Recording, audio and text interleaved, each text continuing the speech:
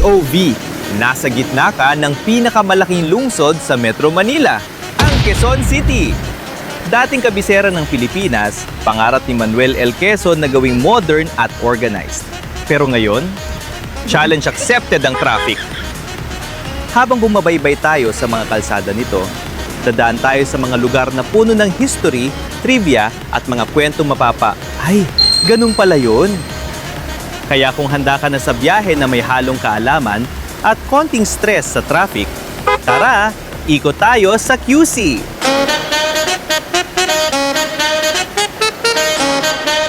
Quezon City, Old Capital. Ngayon, capital ng traffic. Alam mo ba na ang Quezon City ay old opisyal na kabisera ng Pilipinas mula 1948 hanggang 1976? Yes, hindi Manila. Pangarap ito ni Manuel L. Quezon na gumawa ng bagong kapital na mas maayos at hindi siksikan. Kaya ginawa ang QC na parang future city noon. Pero plot twist, ngayon, future pa rin ang traffic kasi parang hindi na gumagalaw. From pagiging simbolo ng pag-unlad, naging simbolo ng EDSA Survival Challenge.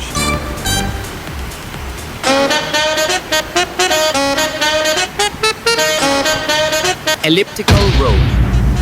Hindi ito oval, pero ikaw, iikot dito forever. Kung napapansin mo ang paligid ng Quezon Memorial Circle, yung daan doon ay ellipse shape, hindi bilog. Kaya tinawag na elliptical road. Designed ito para sa smooth traffic flow. Pero parang hindi yata gumana. Kasi minsan, paikot-ikot ka na lang, parang nasa relationship na walang label.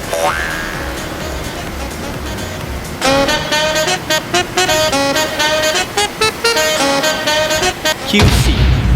Pinakamalaking city. Pero laging nawawala ka. Ang Quezon City ang largest city sa Metro Manila in terms of land area. Kaya kung feeling mo naliligaw ka, hindi ka nag-iisa. From Cubao to Fairview, parang mini road trip na. Parang nag-grab ka lang pero feeling mo pa Baguio ng biyahe.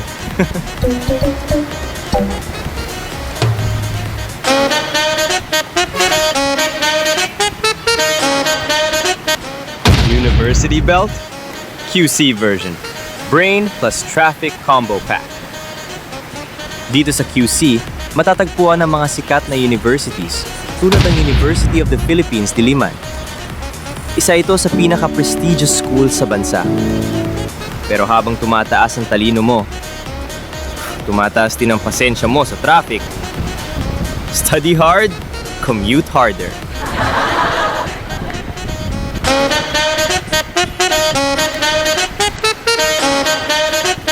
ABS-CBN at GMA. Dito nag-aaway. Sa ratings lang. Ang QC ang tahanan ng malalaking TV networks tulad ng ABS, CBN at GMA network. Kaya kung saan nanggagaling ang teleserye drama, doon din nagaganap ang totoong drama. Ratings war.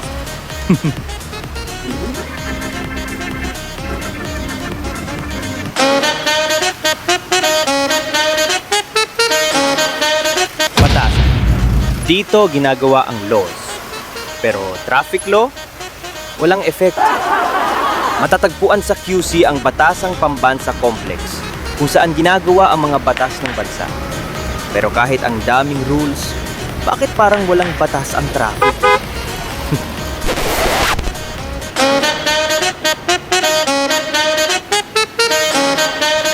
La Mesa Dam, tagapagligtas ng tubig at ng hangover mo.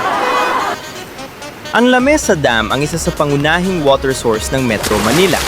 Kaya kung may tubig ka sa bahay, pasalamat ka dito. At oo, kasama na yung pangluto, pangligo, at pang-recover sa hangover mo.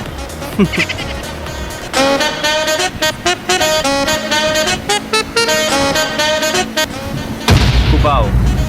Dito ka pupunta para hindi na makalabas. Ang Cubao sa QC ay kilala bilang commercial hub, lalo na sa Araneta City. Dito mo makikita lahat. Mall, terminal, concert venue. Kaya once pumasok ka, good luck lumabas agad.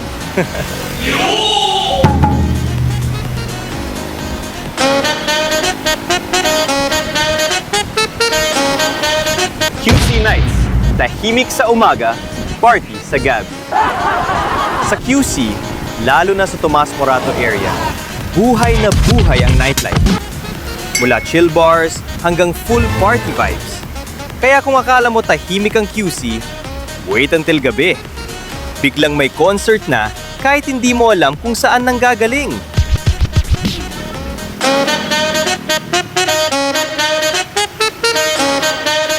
QC, City of Stars, at City of...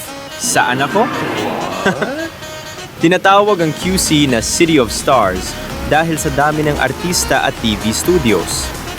Pero para sa karamihan, ito rin ang City of Saan ako? Dahil sa dami ng streets, shortcuts, at liko.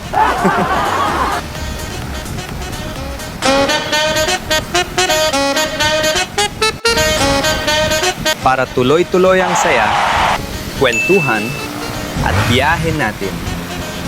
Siguraduhin mong hindi ka mawawala sa next ride. I-click na ang subscribe sa Metro Motion PH YouTube channel at pindutin ang notification bell para lagi kang updated sa bawat arangkada, kwento at bagong adventure. Tara na! Samahan mo kami sa bawat liko ng kalsada. Dahil sa Metro Motion PH, bawat biyahe may kwento.